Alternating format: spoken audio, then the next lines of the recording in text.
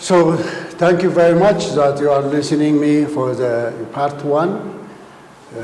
We have discussed a lot of things there as conclude as a part one. Part two is focusing on the welfare state. As you know that there is a welfare state that brings social services to the those who have institutionalized and also those who have requires the social welfare. So chapter 6 up to chapter 10, I'm going to discuss regarding the welfare. So chapter 6 is about social service, including the welfare state. Social service are institutions designed to address dependence as collective responsibility, and the welfare state is based on this, provides protection to all citizens. So it is always social services and welfare states are interrelated. There is social service, institutions designed to address dependency as collective responsibilities, and also there is a welfare state based on this, based on the services that provide protection to all citizens. So, however, it is the roles are complex. It is supervise welfare provision, regulates, mandates, stimulates, and supports alternative channels. This is the activities of the welfare state. So the nature of, as you say that, what is the nature of the social services?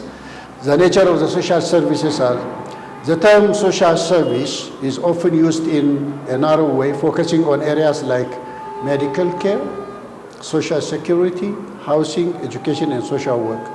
However, being, it is, used as a term with narrow way, Thomas in 1955 argued that this approach is restrictive and leads to inconsistency in welfare discussions.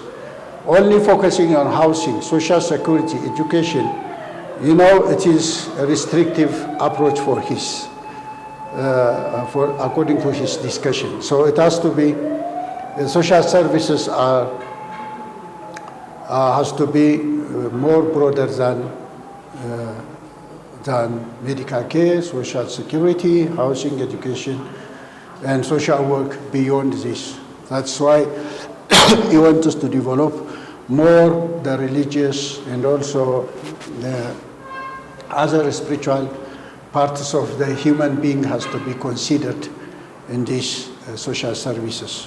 So because of that, social services are, he said, that distinguished by the organization, whether they are informal or run by voluntary organization.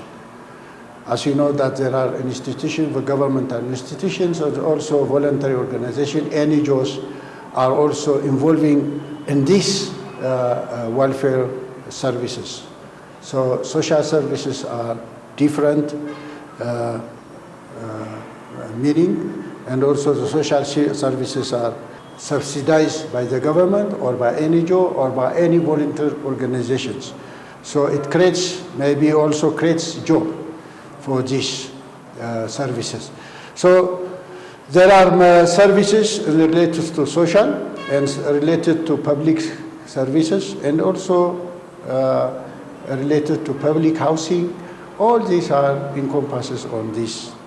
So you have to read on these social services like housing, hostels, service giving hostels, also other welfare public services. For example, working as police, army, roads, parks. All these are collective activities that benefits the whole community, is considered as public services. So these services are provided by the government or any volunteer organizations or non-governmental organizations. So we have to be focused on that, how we can determine the social services to given to the certain group of the society which needs and wants the public support. So this is the area that we have to discuss, that if there is a social service, there is a social welfare. So there is a welfare state. So when we talk about, as we talk about the social services, when we talk about the the welfare state, the welfare state is a state that provides citizens with basic necessities like health, economy, security, and civilized living, while also ensuring they can contribute to its social and cultural heritage.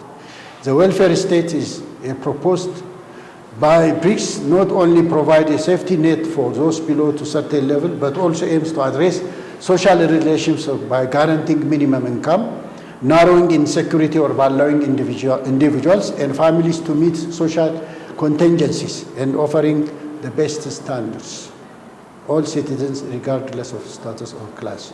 So by securing the low-income peoples and also those low regard classes, becoming the society more welfare state that to build by supporting this group of peoples. Otherwise, that you have to focus and you have to develop, and if you are not institutionalize this group of peoples, the whole system of the building up of the society's development, and also apart from that, the nation's development will be hindered because of neglecting this area. So a welfare state always focusing not only the people who have high income, good status, but also the low status people has to confirm, also secured.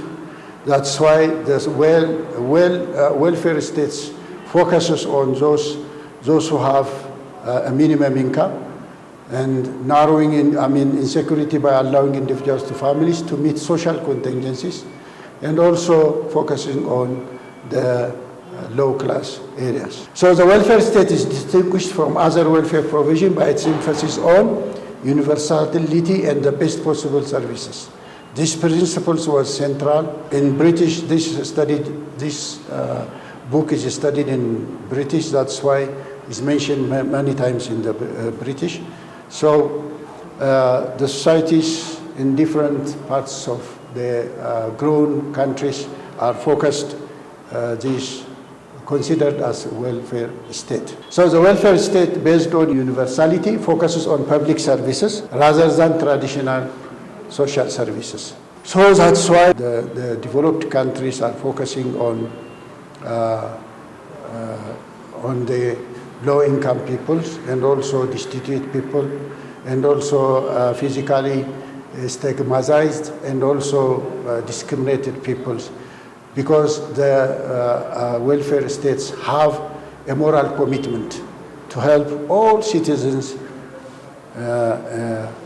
based on their policy decisions. So you can have this state and welfare as a part of a commitment for social activities and also services as one of the areas that every government, every institution, and every part of the society focus. So as a social division of welfare, because the welfare is a state and the welfare state and the idea of universality, governing body are often associated with monopoly provision.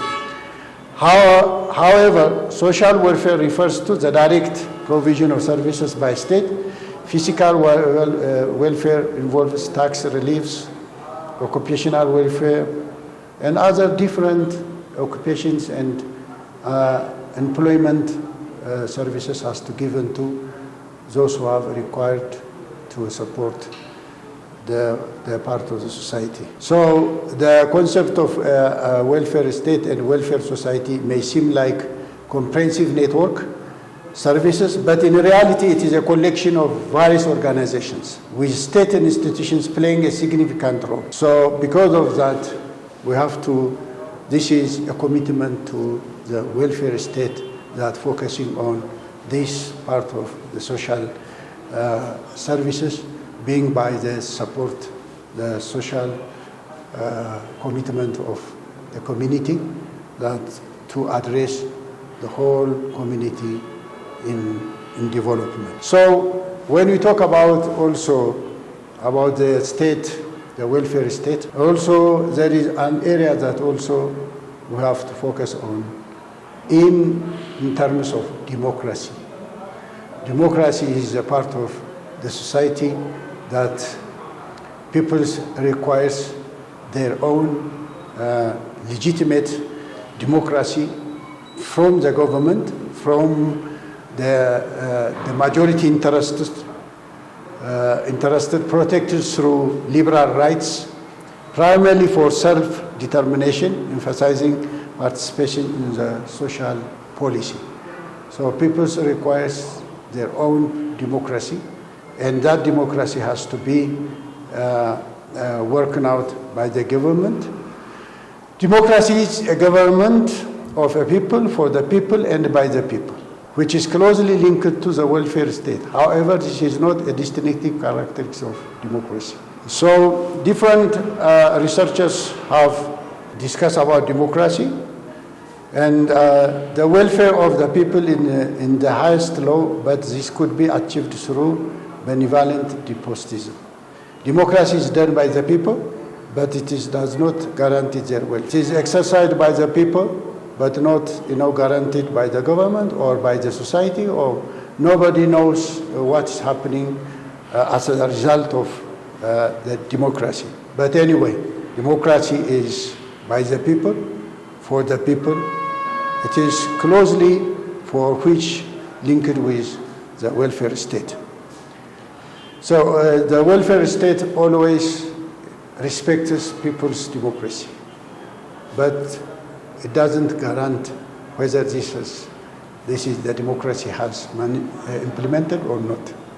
That is the big gap that every government has saying, and also magnificently saying that there is democracy, exercising democracy, but the way that implemented by the society and by the government is different.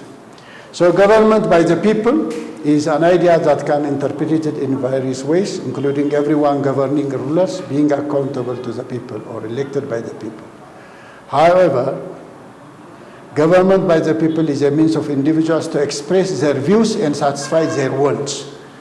This is what the government is requiring, that individuals has to express their views and satisfy their wants.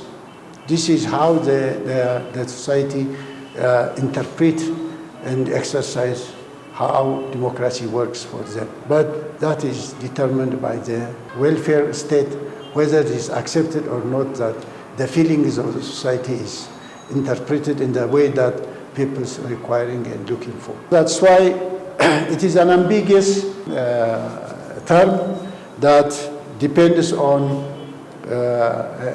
different welfare states exercising this concept. So the other areas of the democracy, the concept people as sovereign is collective, because peoples are sovereign, derived from them through popular vote. So because of that, democracies are exercising collectively, individually, and this could be a popular policies, could be interpreted by the government. So a democratic government can claim legitimacy, but it doesn't necessarily mean that doing what people want. This is the area that, doing whatever you like, the society like, maybe might not be accepted by the government. They want to exercise their democracy, and they want to exercise their views without any problem, but that cannot be always accepted. So this is a course called Social Welfare. It's a BA program presented by Gelila International Seminary and discussed by the candidate Dr. Dawit Asfaw. Elections often follow a principle of majority. As you know, that election is one of the exercises to express your views through election. you exercise democratical elections. So this is also which is justified by the belief that is represents shared opinion and wants. So this is, however, this principle can be dangerous as could be subject minority groups to maybe tyranny, as seen as isolation of mentally ill individuals or segregation in the schools. So also this kind of exercise, the democratical elections also might not include the individuals like mentally and also physically deformed people. So because of that, it is also difficult to understand, difficult to exercise democracy for all. So because of that, the majority of the society against oppression and injustice, as different interests exist in different classes of citizens. So democracy is believed that a majority of vote protects society, and also to prevent minority rights from being insecure. There are two methods: creating a will in the community dependent on the majority. So different scholars and also researchers have emphasizes the importance of hearing every claim in democracy to form coalitions. They link democracy to rights with the West common understanding being liberal democracy. So the developed country democracy and the developing country democracy has different way of interpreting. So because of that, there are many problems and coalitions being manifested in the society. So concepts of the democracy, it depends on how the citizenship links democracy with right and welfare state. So this is the area that you have to also read about it. Welfare and democracy has a direct relation and also influenced by politicians, lobbies, media, legal systems, administration, and experts. So all are this one interrelated with a social policy. Being as a social policy, because decisions are influenced by the politicians, lobbies, media, legal systems, administration, and experts. All these are affected the democracy, in negative influence or a positive influence being exercised by the society. So all this has to be included in the welfare state as a democracy, not to be negligible responses by the community, by the government, and any actors between. So this is always democracy as a welfare state. It is related with democracy and self-determination. So self-determination, as we have discussed previously, it is a trend towards this participation of social services has been driven by inadequacy of existing structures, a view of democracy involving people in decision making. So this movement originated from an ancient idea of democracy.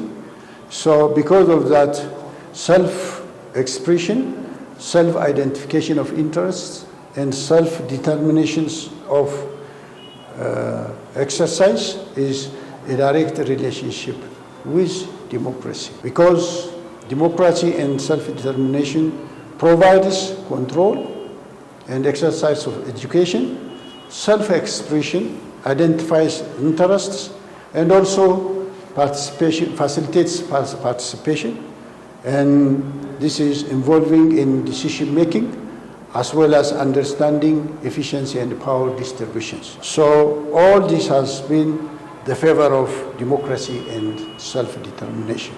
So as a democracy and welfare, democratic theory linked with welfare, with government being in the people's interest.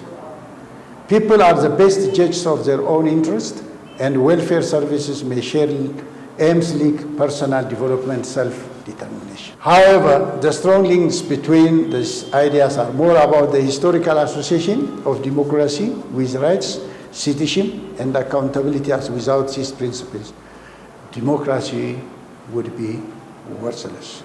So always the democratic theory is linked with people's interest, and this is also linked with self-development and determination, so that because of the strong link between the ideas was more about historical association democracy with rights, citizenship, and accountability.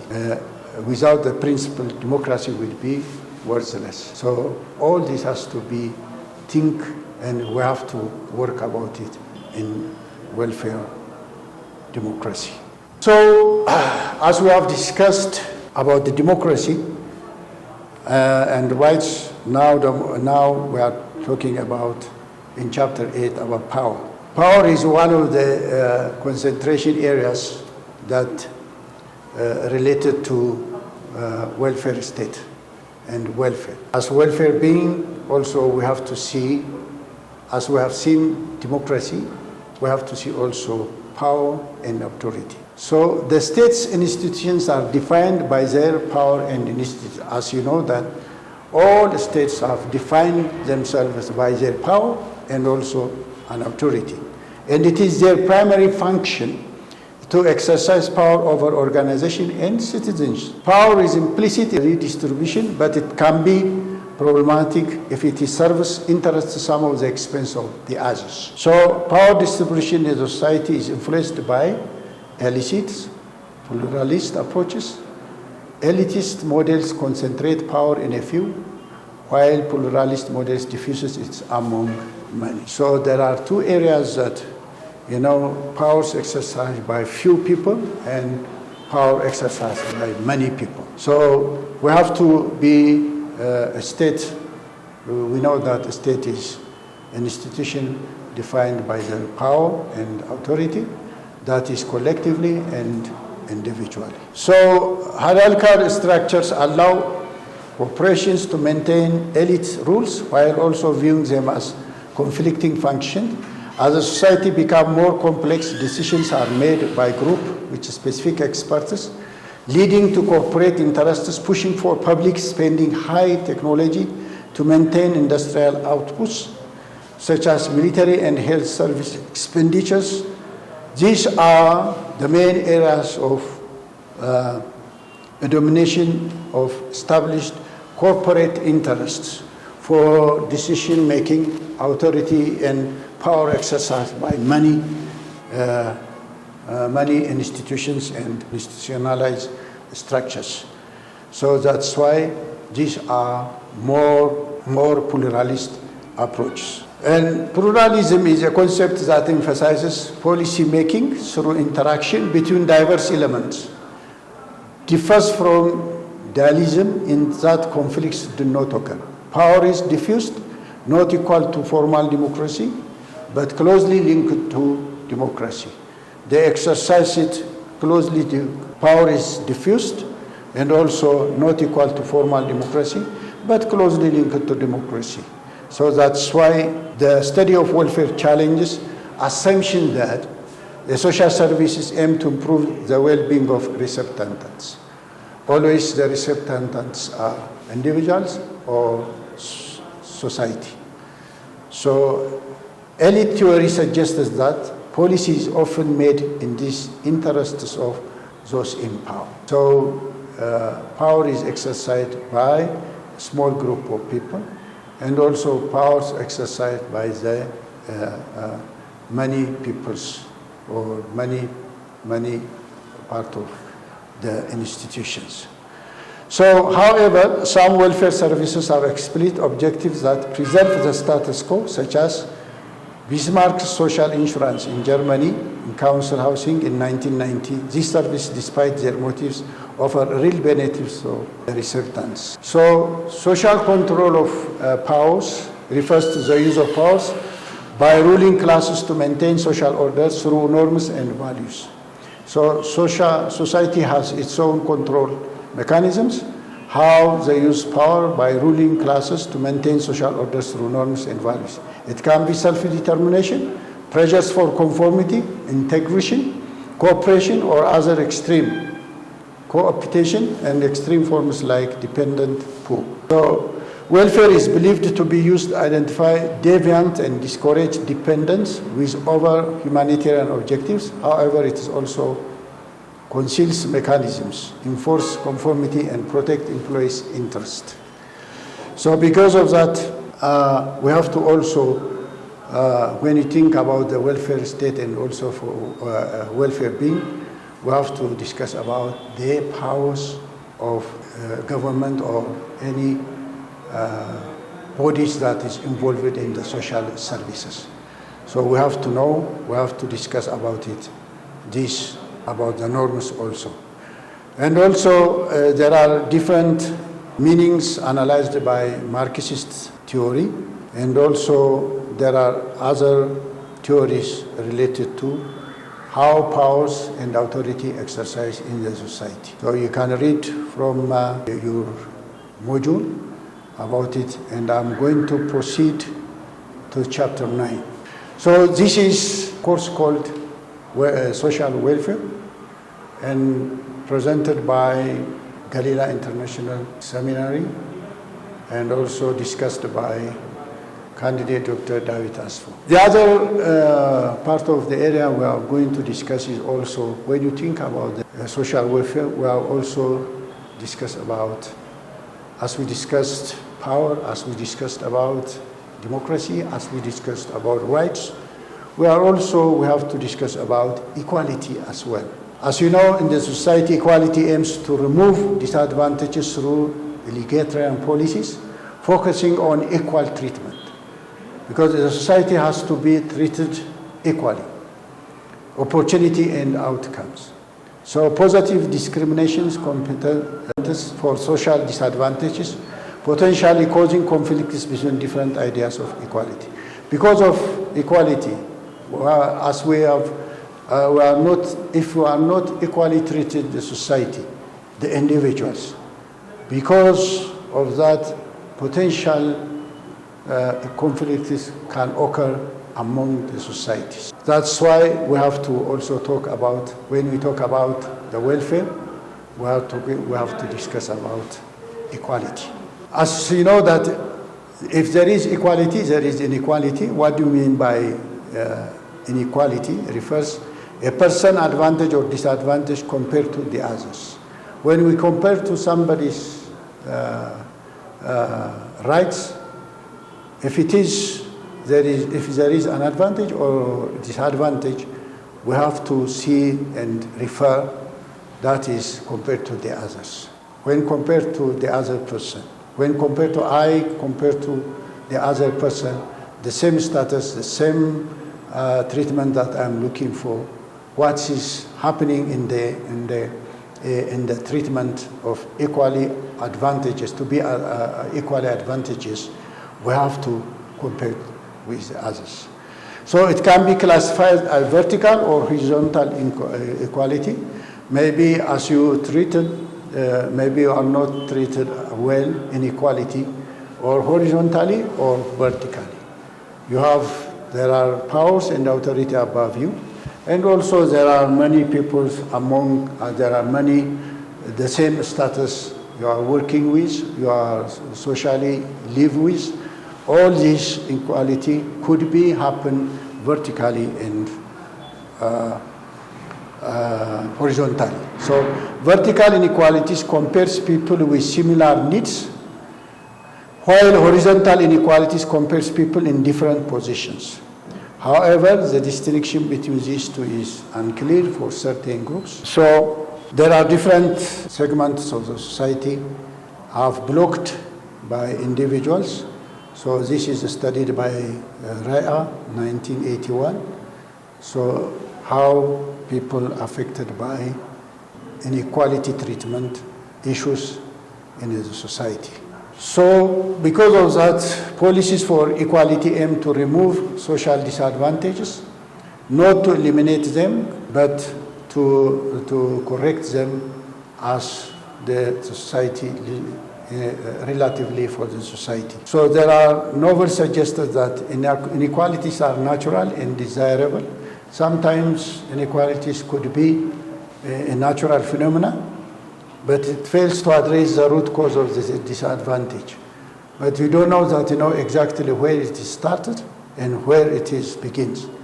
So that equality policies should focus on changing the relationships, not eliminating differences themselves. So unless you know that, whether the inequalities happen due to natural events or artificial events, so you have to identify and try to answer by the policy that changing the relationships rather than it's not possible to eliminate totally. So the text argues that inequality is not about personal gift, but about circumstances, institutions, and life manner. So this module is recognizing that about the inequality is not only a natural phenomena, it is also an artificial phenomena. So it's not focusing only, it is related to personal gift, but it is about the circumstances, the institutions, and the life manner of the society. So it advocates the social institutions like poverty, property rights, industrial organization, public health, and education to emphasize common humanity rather than class difference to unite people. So the argument for equality of treatment is for treatment without favor or prejudice. As you know that the equality treatment is without favor or prejudice. That means that you are able to in a position to balance how you exercise your inequality and equality peoples. Promoting natural between people within a particular framework of values. You have to respect the values that the peoples they do have in order to interact equally. The strength of this argument depends on the morally desirable nature of greater equality. So this text, as you can see, that emphasizes the social rights of all citizens to publicity. When we say that equality is an opportunity, is a second main form of equality, ambiguous in meaning. Even if it is ambiguous in a meaning, it can be prospect regarding meaning. People can participate on equal terms, or means regarding implying grammar, secondary, modern, and technical. So equality also, the other main areas of that you have to focus on in the social service of welfare state and also welfare. The list and also the best is chapter 10. When we talk about the welfare, we are talking about also, as we discussed, about democracy, power. We are also are going to discuss also chapter 10, social justice. Social justice is a distributive justice, is a principle that distributes resources proportionally based on specific criteria such as needs, rights, and work with presumption of equality. So the concept of social justice has gained significant attention in political theory, legally in 1971. That is called about a theory of justice. Rawls argues that a just society must preserve liberty and accept inequalities as a part of fair system, because since the inequalities are dependent on naturally and also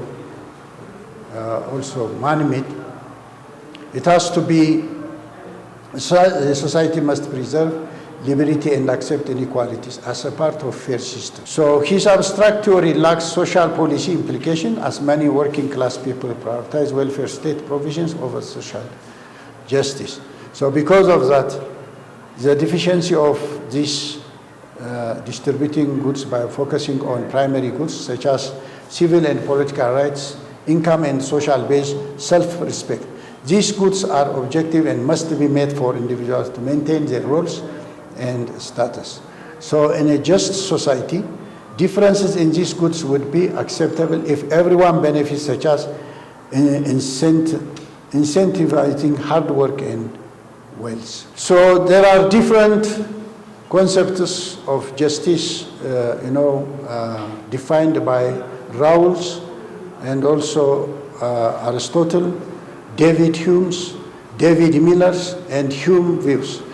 All are defined the concepts of welfare justice, social justice.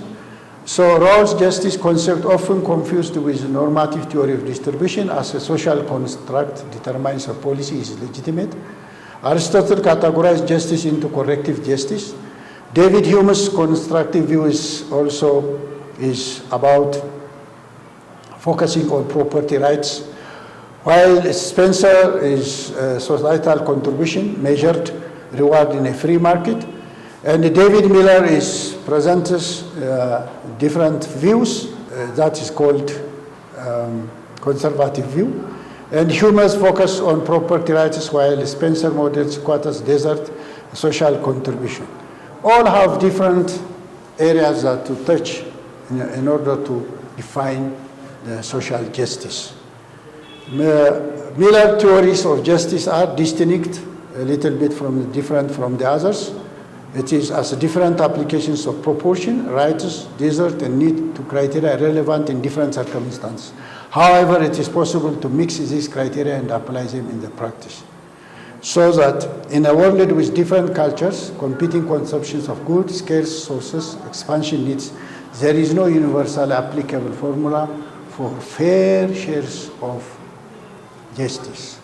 So it depends the place where the culture, and also depends on how the areas of the resources are required to answer for the question for justice.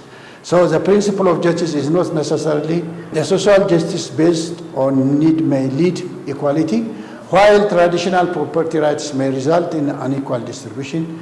The idea of proportionate distribution explains why justice is linked to equality, but inequalities must be justified for consistency. Unless otherwise consistent,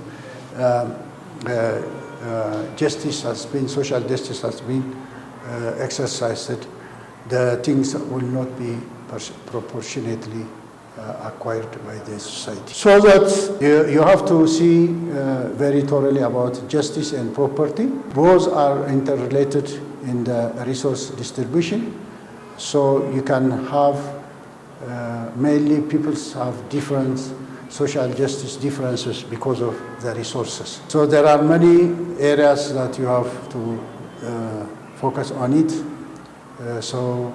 Justice and disability.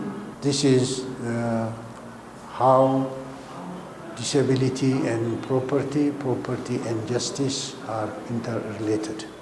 So this is the course that they're trying to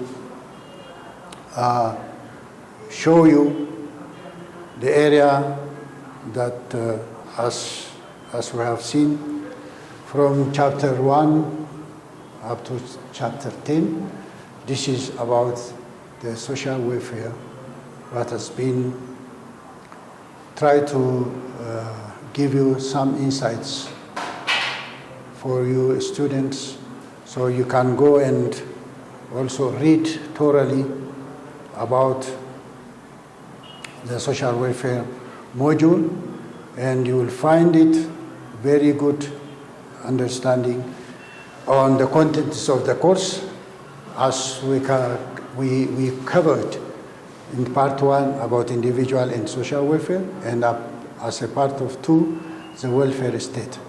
So in these 2 parts, we have discussed about welfare, social norms, altruism, exchange and stigma, freedom and rights, and also in the part 2, we have discussed about social service, democracy, power, equality, and social justice. So thank you very much for your listening me. This is presented by the Gelila International Seminary and discussed by candidate Dr. Dawit Asfaw. Thank you very much.